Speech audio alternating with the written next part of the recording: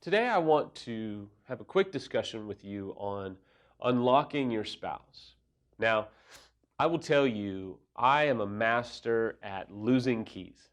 I kind of overthink it. I always know where my keys are because I've lost keys so many times. None of our automobiles have two keys anymore. They only have one. So I have this panic nature about me that we're going to lose keys. So I always kind of know where they are.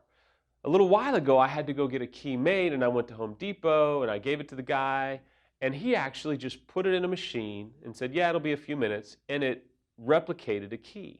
Now that is far different from the old school days where a guy would take a key, it was like a blank slate, and he would buff it and he would grind it and he would do all these things to get the edges just right, and it was, ramming it into a machine, and it was a process. And I want to tell you that there is no machine that you're going to kind of stick your marriage that's in crisis in, and then it's just going to come out in great shape. It's a process, and that process is a lot of grinding against your own issues. And I want to get a little bit personal with you today. I think some of the issues that you may grind against is your need to control. Your need to control an outcome.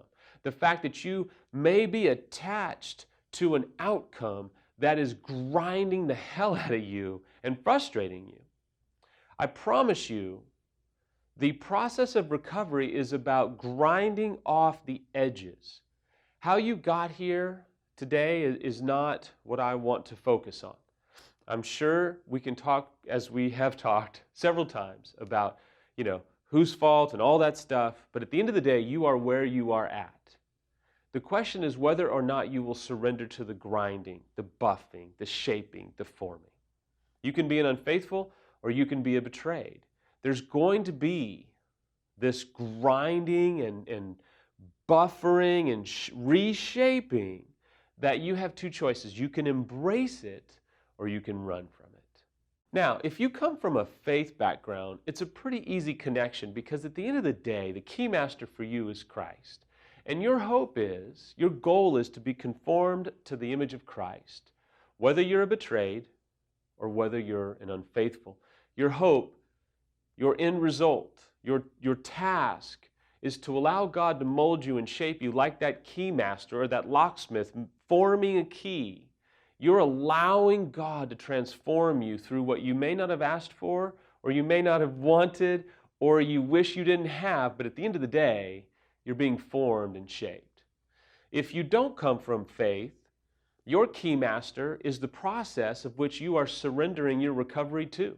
You're trusting that expert hand to form you, to mold you, to see what you can't see, and to do in you what you have a choice to accept or retreat from, that ultimately is going to form you into a key that you're happy with and that you love and that you embrace. You see, what's really been odd for me, 11 years into recovery, I don't want you to misinterpret this, but even over the past year, I have allowed God to do some significant things inside of me. I didn't necessarily go searching for them.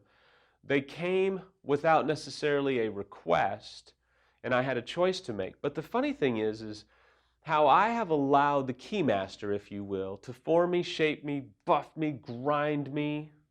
And man, there's been sparks in that grinding. It has allowed me to then be somewhat of a key to help unlock Samantha even more, because Samantha has unlocked herself with me to a whole nother dimension. And I know that sounds like a Hallmark card, and it sounds like I'm full of crap and trying to sell you something, but I will tell you, it is true. 21 years, almost 22 years later, and 11 years of hardcore recovery work, we are still unlocking each other more and more. It's just a truth that as you submit to the process, as you allow the edges to be grounded off, or grinded off, if you will, you're going to be able to see, you'll be able to minister and care and love your spouse in a way that unlocks them to a point that you really didn't ever see possible. So submit to the key master, whether it's from a faith background or whether it's not. Allow yourself to be shaped. Allow the trauma that you're having to go through. You might have brought it upon yourself, or it may have happened to you. Allow that to shape you and form you into a key that can either be used to unlock your spouse, because as they allow themselves to be transformed, it will be a sense of harmony and oneness, which is the goal of marriage anyway, in many ways. If they don't, at least you can be shaped and formed and embrace the work that's happening in your life. At least you can be formed into the key that may unlock your spouse or may be used to unlock the next season of your life without that spouse. At least you can look back and say, I've done the recovery work that I need to do to heal and find personal restoration.